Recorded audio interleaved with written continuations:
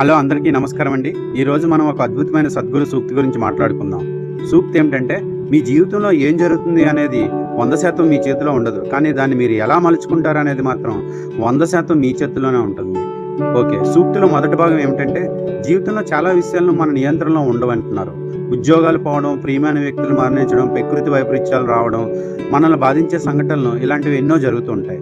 రెండో భాగం ఏమిటంటే, ఈ సంఘటనలు ఎలా స్పందిస్తాం అనేది మాత్రమే మన చేతుల్లో ఉంటుంది. బాధలో మునిగిపోవచ్చు, లేదా ఈ పరిస్థితి నుండి బయటపడటానికి కొత్త మార్గాలను కూడా వెతకవచ్చు. ఉదాహరణ, ఒక వ్యక్తికి ఉద్యోగం కోల్పోయాడు అనుకుందామండి. అతను నిరాశకు గురై ఇంట్లో కూర్చోవచ్చు, లేదా మరొక ఉద్యోగం వెతుక్కోవచ్చు. సారాంశం ఏంటంటే, మన జీవితం ఒక నాణెం లాంటిది. ఒకవైపే మన నియంత్రణలో ఉండే విషయాలు, మరోవైపు మన నియంత్రణలో లేని విషయాలు. ఏ వైపు చూడాలనేది మన చేతుల్లోనే ఉంటుంది. ఈ సూక్తి యొక్క సందేశం ఏమిటంటే, మనం ఎదుర్కొనే సవాళ్ళను ఎలా ఎదుర్కొంటాం అనేదే మన జీవితం ఎలా ఉంటుందో నిర్ణయిస్తుంది.